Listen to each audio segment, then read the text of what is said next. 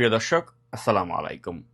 গত ২৮ জুন অনুসন্ধানী সাংবাদিক জুলকারনাইন সামির এক ফেসবুক পোস্ট থেকে আমরা জানতে পারি মাইশা কনস্ট্রাকশন নামের একটি কালো তালিকাভুক্ত কনস্ট্রাকশন প্রতিষ্ঠানকে নাকি একটি সরকারি কাজের দরপত্র আবেদন মঞ্জুর করে নিয়ম লঙ্ঘন করে প্রায় ৪,৩,০০,০০০ টাকার একটি কাজ দেয়া হয়। এ ঘটনার বিস্তারিত অনুসন্ধান করতে গিয়ে কেঁচো খুঁড়তে সাপ বের হয়ে গেছে, এবং সেই সাপটি আর কেউ না, তিনি অনলাইন অ্যাক্টিভিস্ট পিনাকি ভট্টাচার্য। কিভাবে এই প্রকল্পের সাথে পিনাকি ভট্টাচার্যের নামটি জড়িয়ে যায় তা নিয়ে আমার আজকের এই ভিডিও। প্রিয় দর্শক, এই মাইশা কনস্ট্রাকশন কোম্পানিটি মূলত প্রয়াত আওয়ামী লীগ এমপি আসলামুল হকের একটি প্রতিষ্ঠান। বর্তমানে এই প্রতিষ্ঠানটির সাথে যুক্ত আছেন পিনাকি ভট্টাচার্যেরই স্ত্রীর ভাই, অর্থাৎ পিনাকি ভট্টাচার্যের শ্যালক গোলাম কবির দিনার। তো যারা জানেন না তাদের অবগতির জন্য জানিয়ে রাখি যে পিনাকি ভট্টাচার্যের স্ত্রীর নাম আঞ্জুমান আরা বেগম, অর্থাৎ এই আঞ্জুমানের ভাই হলেন এই গোলাম কবির দিনার। স্ক্রিনে আপনারা টেন্ডার আবেদন মঞ্জুরের যেই নোটিফিকেশন অফ অ্যাওয়ার্ডটি দেখতে পাচ্ছেন, সেখানে লেখা হয়েছে ২১ মে ২০২৫ তারিখে দাখিল করা আপনার দরপত্র প্রস্তাবনাটি মল্লাপাড়া মণিপুর হোল্ডিং নং ৩৫১/২ থেকে উত্তর পীরেরবাগ হোল্ডিং নং ২৮১/১/এ এবং দক্ষিণ মণিপুর হোল্ডিং নং ২৯১ থেকে হোল্ডিং নং ৪৫২/৩ পর্যন্ত রাস্তা ও লেন বাইলেন উন্নয়ন কাজ, পাইপ ড্রেন সহ সম্পাদনের জন্য চুক্তি মূল্য ৪,৩,৮,২৯০.৭৩১ টাকা নির্ধারিত হয়েছে।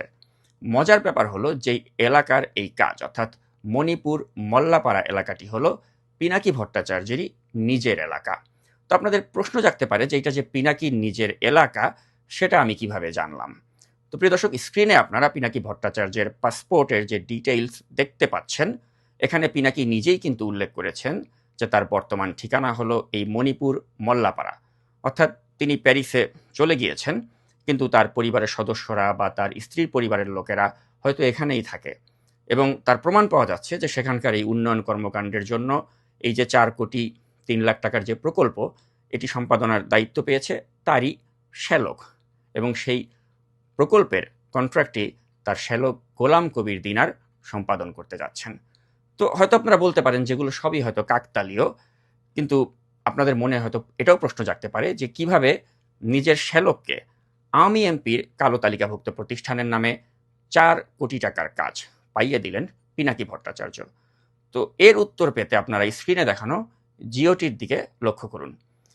এই জিও অনুসারে ঢাকার নর্থ সিটি কর্পোরেশনের প্রশাসক মোহাম্মদ এজাজ মার্চ মাসের ২২ তারিখে একটি সরকারি সফরে পিনাকি যেখানে থাকেন অর্থাৎ ফ্রান্সের রাজধানী প্যারিসে গিয়েছিলেন, এবং এজাজ দেশে ফেরত আসার মাসখানেকের ভেতরেই কিন্তু পিনাকি ভট্টাচার্যের শ্যালক এই প্রকল্পের কাজটি পেয়ে যান।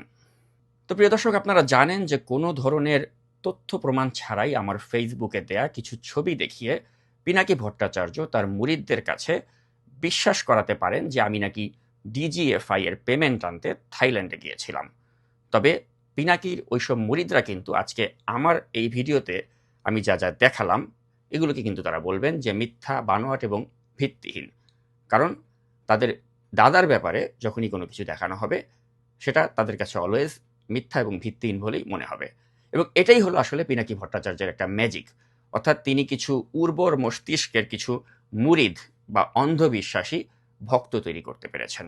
হুজুর এখন কোন হুজুরের ওয়াজ শুনবো? আমি বলতাম পিনাকি ভট্টাচার্য হুজুর আছে, এই বক্তাদের ওয়াজ শুনবা ভালো করে।